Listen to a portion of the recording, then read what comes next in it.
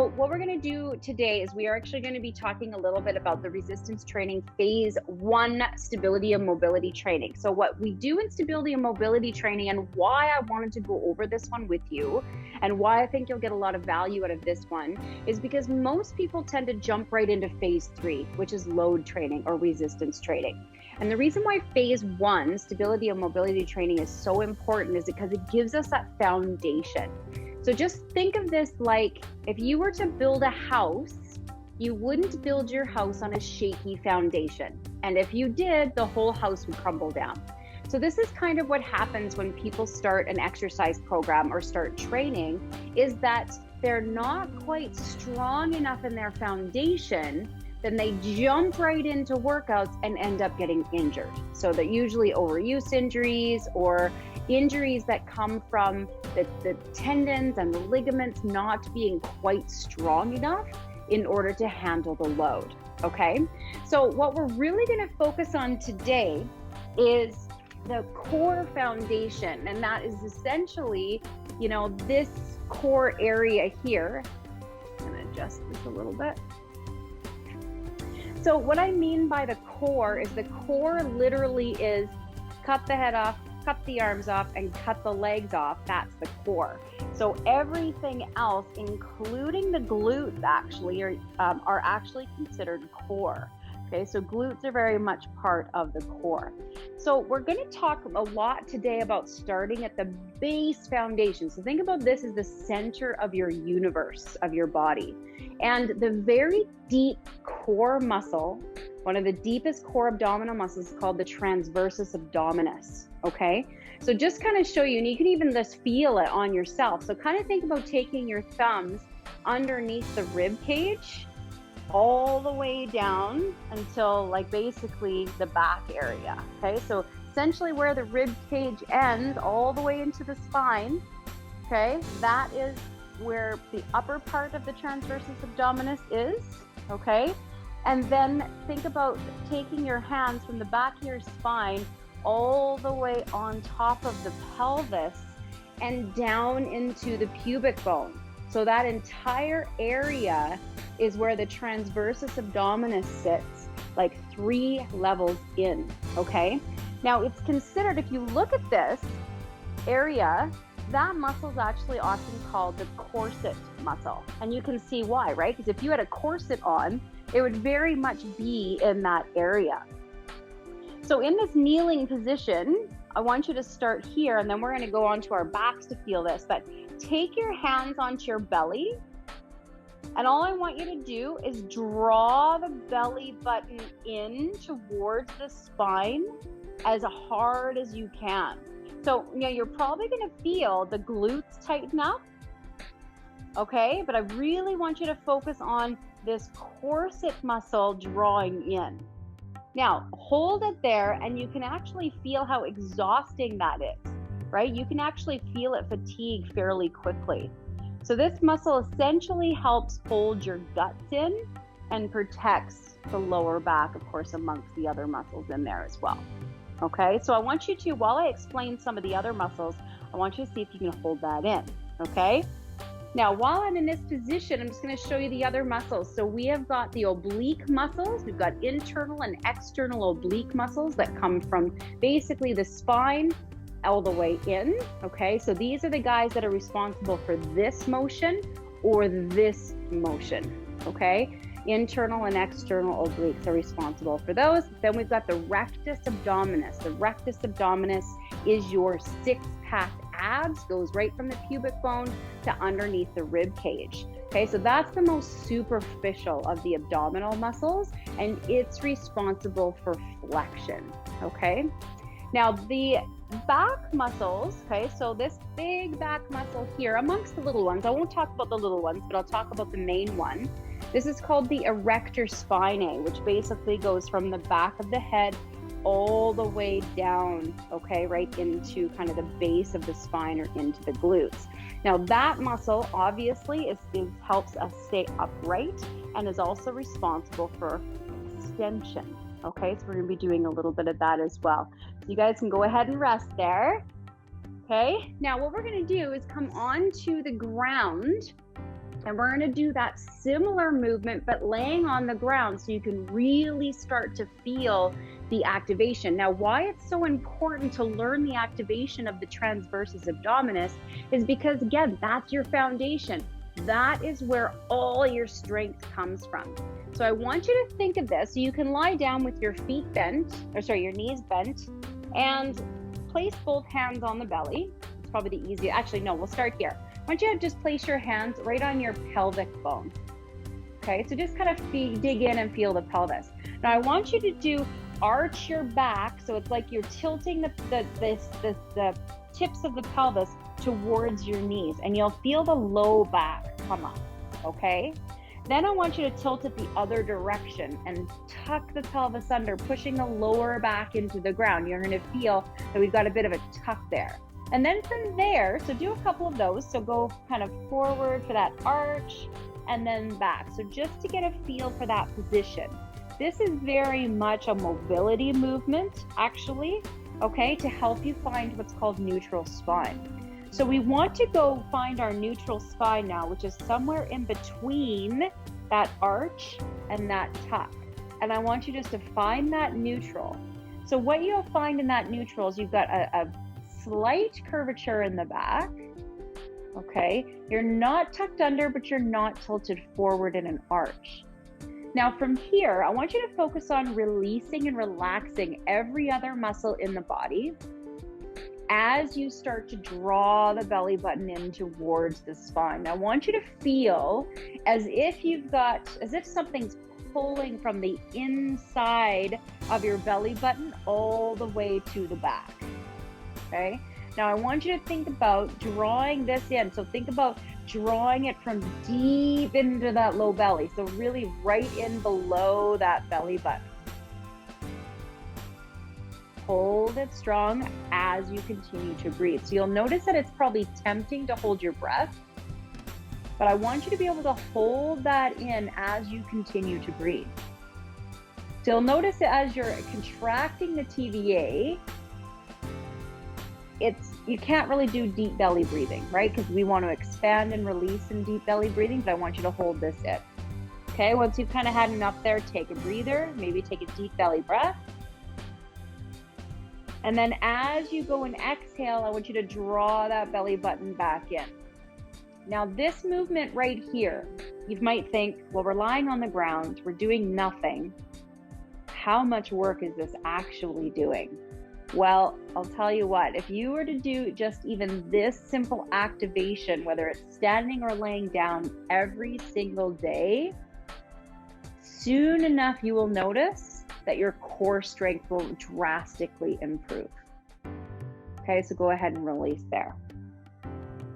So as we add on to this TVA activation, before we do any movement, I want you to always think about drawing that in, okay? Now, how do we progress this? How do we make this harder? Well, we want to start lengthening the levers, is what it's called, away from the core body. And we're going to do that with something called hollow hold. So we're going to start by taking the arms. We're going to do this in stages. Take the arms or the hands right above the shoulders. And I want you to draw the belly button in. Get that nice activation. And then from here, I want you to start by dropping one arm kind of over your head, but not to the ground. So just kind of think maybe just before the arm gets to the ears, and then drop the other one. Keep that TVA drawn in. Now you can probably feel that this has already intensified the movement. Okay, now I want you to really think about pushing that belly button down, making sure that you're not arching the spine. Okay, so tuck the rib cage in, make sure you're not arching. Now, holding the hands here, if you feel like you want to progress or you can progress, I want you to extend one leg, maybe even taking it up to the sky a little bit higher, doesn't have to be super low. I want you to readjust, making sure that your belly button is drawn in, we're not arching the spine, and then allow the other leg to come up. Now, if that's a bit too intense, bring the legs up towards the sky, okay? And then from here, start to draw the arms and the legs away from each other until you start to feel like that low back wants to arch. So whenever we do this sort of movement or leg drops, no arching in the low back. Drawing that belly button in. And then of course, if you want to go even further, you can crunch up and drop the legs down. Okay, that's called a hollow hold. Go ahead and relax there for a moment. Take a breather. And we're going to try that again. Draw the TVA in, and then as you can, you start to take the hands and legs away from each other. And if you get here and you start to feel it, which I do, that's where you hold it. And your focus is drawing the belly button in, crunching the rib cage in, and holding strong. Okay, so start with the TVA. So this would be your first point, is that TVA. Then legs bent, then arms up, and then extend the legs from there. So there's lots of different ways to progress this, but do you see how when we get down into this, that basic TVA, if we're having problems holding the legs or arms up in this position, that's just a signal that we need to do a little bit more of this foundational work, and you can do it lying down or standing. Okay, now what I want to just kind of progress onto this, progression basically means making harder, regression means make it easier. So if you hear me say those words, that's what that means. Okay, now let's try this without the hands up. Okay, so if you've ever done a leg raise exercise, you'll see it a lot where people put their hands underneath their hips. Now, what I'm going to suggest to you is that we're actually keeping the hands away from the body. So they're either up, they're overhead, or they're by your side. Okay, so let's draw the belly button in towards the spine, tuck the rib cage in. So what I mean by that is tilt the rib cage down as if you're doing a crunch, but you're not lifting your shoulders off the ground. And then from here, with either legs bent or maybe even one leg on the floor. Okay, let's start with one leg on the floor. You're going to extend one leg and start to drop it to the ground, but keep that connection with the core and a nice neutral spine. Then draw that leg back up. So what we want to make sure is that we don't feel any tilting in the pelvis. So remember when we first did that kind of arch and push the back into the ground, we found neutral spine. We want to keep this in neutral spine as we add movement.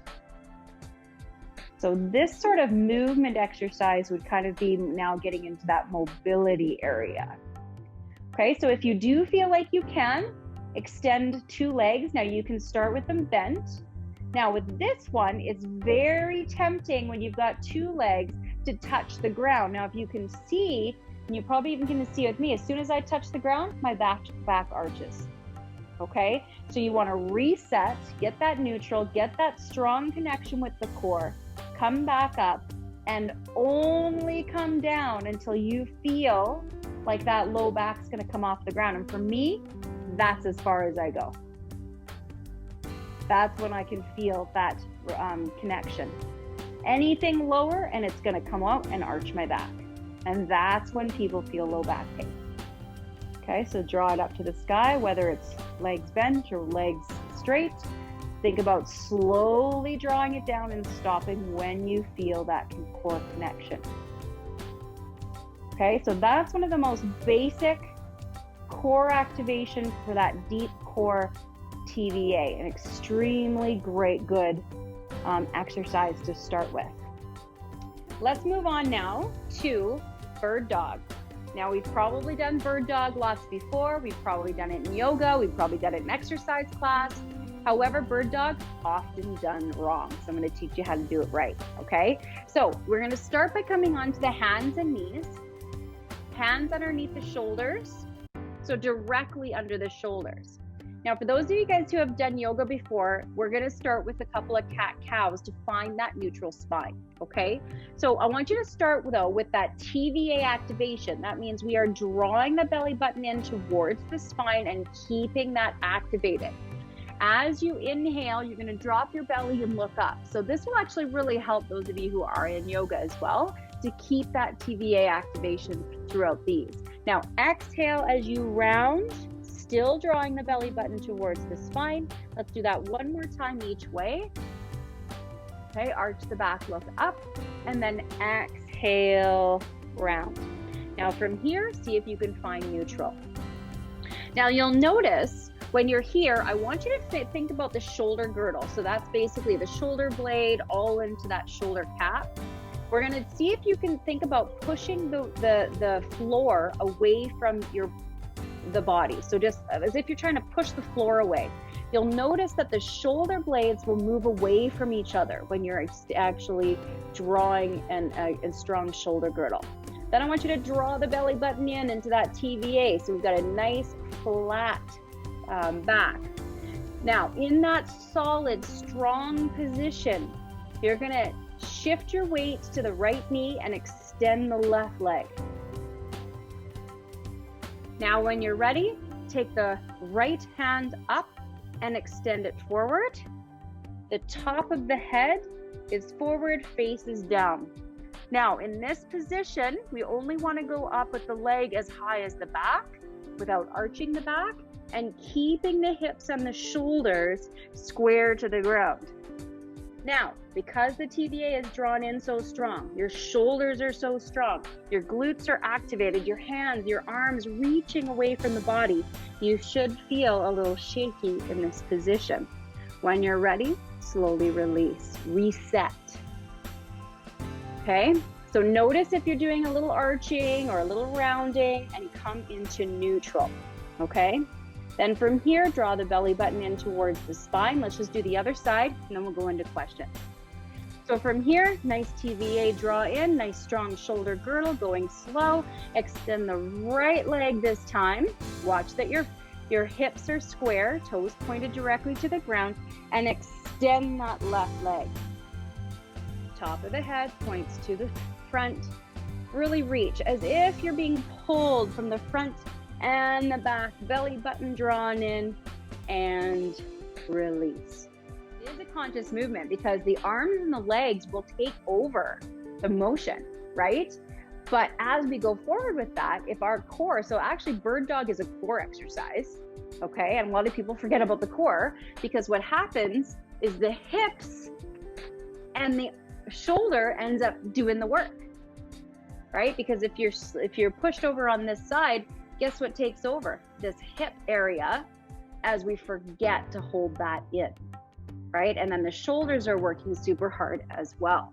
So yeah, good point. You really got to hold that in. So what happens when the core ends up releasing, this is what happens, right? We often get that arch in the spine. And then a couple things I want you to also remember is I find that a lot of people tend to do this in bird dog. So I don't know if you can see my foot very well, but notice how my toes are off to the side. Okay, so you can practice this. Yeah, so you can practice this by having your hands underneath the shoulders and then push the hips, and I'll come watch you guys in a second.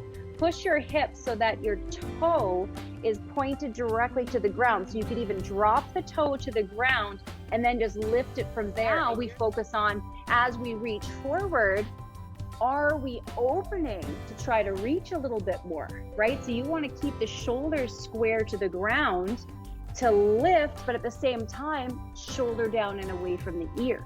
This is the thing that I guess has been frustrating for me as a trainer for so long, teaching group fitness style classes, is because there is so much to each one of these moves that takes it to a whole nother level. So when people are just doing, if you're just doing like this sort of thing, right? What are you actually doing? You're actually not doing anything. You're completely wasting your time, right? But when you're doing it exactly how we're doing it here, where we're breaking it down, belly button drawn in, strong shoulders, strong legs, strong arms, everything's the way it should be. You don't even have to do as many of these to actually get more out of it, right? And then once you've got that move, then of course you can kind of draw in and add some fancy stuff, right? Hold it, really feel it. And as soon as you feel like you're kind of shaking and you're going to come out of it, that's when you drop.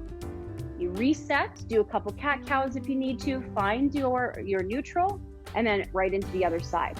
So it really should only be a few breaths, because once you start getting fatigued, right, that's when the core starts to kind of come down, and that's when you start to wobble and get out of it, right? So it's always better to come out and go back in good form. But I want to show you now, we're going to progress a plank, okay? Everybody's favorite. So this is another one that needs to really pack. We've got a lot to pack in. I'm just gonna mute you guys all again. Okay, but we are going to start on the floor, on our stomach, in something called Superman, okay? We're even gonna progress that. So I want you to start with you can have your toes flipped if you want to, or you can have the bottom or the top of the feet on the floor. You're gonna take your hands on top of each other and your forehead rests on the hands. Now from here, even though we're on our stomach, I want you to draw the belly button in towards the spine. And from here, see if you can keep your glutes relaxed for a moment. As you lift the chest and the shoulders off the ground, elbows are by your side. Now you might feel the glutes want to take over, and that's fine. And release to the ground.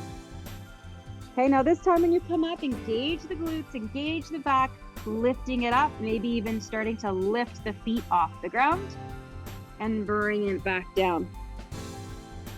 Okay, we're going to take it one step further. We're going to lift the feet, lift the shoulders and the chest, and extend the arms overhead. Top of the head goes towards the hands and release.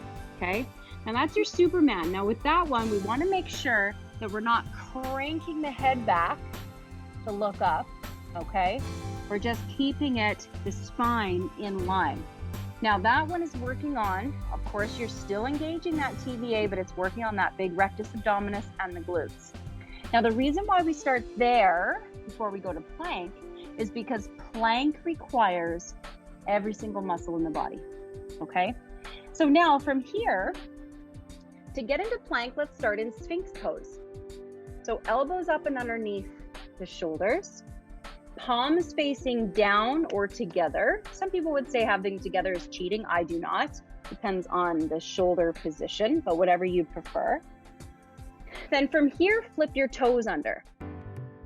Okay, now I want you to draw your TVA in. So draw that belly button in towards the spine. And all I want you to do is lift your hips up off the ground, coming onto the knees. Now you'll notice, I want you to take a look at yourself. If you can see yourself in the camera, I want to make sure there's a couple things. When people do plank, they often arch the back because the TVA is not engaged, rib cage is not tucked in. So I want you to think about almost crunching the rib cage and the pelvis together. Belly button draws in towards the spine and holding. Now, of course, from there, you can come up with one knee, you can come up with two, whatever feels good for you.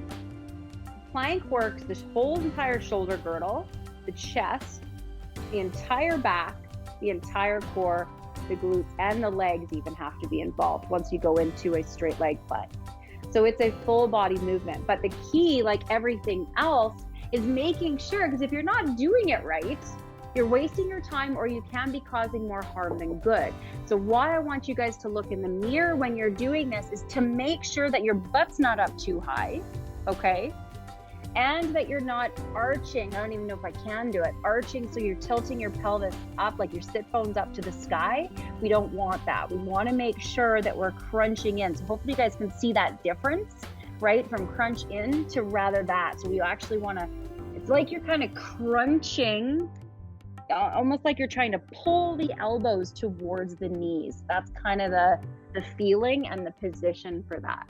So whenever we start adding a little bit of movement, let's say for that one, the goal is to keep those hips completely square as you come down. So there's absolutely zero movement in the hips whenever we're moving anything else.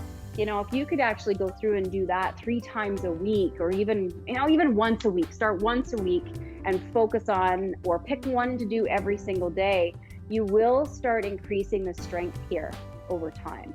And the goal is we want to get those deep core muscles so that they're holding everything in. right? And that will help with that low back pain as well, especially since I know both of you are sitting a lot for your jobs, right? So we want to make sure that, because I don't know about you, but when I'm sitting, I'm like usually like I'm not really, I have to really consciously be like, okay, draw the belly button in, sit up tall, shoulders down, right? But you can't sit like that forever because it is exhausting. So anytime you can, even at your desk, I want you to think about sitting up, proper posture, drawing the belly button in, shoulders down away from the ears, almost like a seated plank, right? You're engaging everything, and then take a break. Okay. Now let's, since we're talking planks, let's go into the side plank. Okay. Now with the side plank, I would suggest starting on the knee. So what I mean by that is we're going to start by taking the elbow underneath the shoulder. Now it's really important with the setup for this one that we do not push the elbow past the shoulder. So you'll see this position here really, really hard on the shoulder. So what I want you to do if you're going to do side planks is that you're actually drawing the shoulder so it's directly above that elbow. Now from here, we're going to have the knees bent. Let's get in the bent leg position to start. And I want you to take a look at your hips. So if that top hip is back, I need you to push it forward. So we want them stacked right on top of each other. Then from here, extend your top foot, okay? So we're gonna use the top foot and the bottom knee as an anchor. Draw in your TVA first because we need that a really deep core muscle to be in there for stability, and then pop your hips up off the ground. Okay, shoulders need to be stacked on top of each other. From there, the arm could reach, the arm can stay by your side, but you'll feel now that right in the obliques. Okay, now of course you can reach your arm overhead, whatever it is that you want to do, and release. Now, biggest thing is with this one, we want to make sure that we're not falling into the shoulder girdle. So we don't want this to kind of be here. You need to push that away, just like we did in plank. We need to make sure that we're pushing the elbow into the ground, okay? Now, side plank can be pretty hard on people, especially because it's a lot of shoulders, so don't feel like you need to do that. There's other exercises and even just simple TVA activation that will also be able to get into those deep core muscles. And then as you get into movement, you can do other oblique exercises. Exactly. So you can just go here, and actually how you can strengthen that is think about dropping. Now notice how my shoulder just dropped. I kind of dropped into my shoulder and then push it away. Right? Do you see that difference? So maybe try that. Just kind of think about dropping into the shoulder and pushing it away.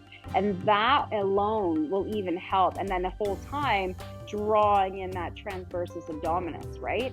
So that's actually kind of a good exercise that you could do to start gaining some strength in those muscles. Let's move on to our backs. We're going to go into hip raises. Now these hip raises essentially start getting you ready for your bigger movements like deadlifts. So this one is actually going to work the same muscles as a deadlift. So with this one, what I want you to do is to get into that neutral spine. So you can take a moment to arch the back, you can push the back in, finding that neutral.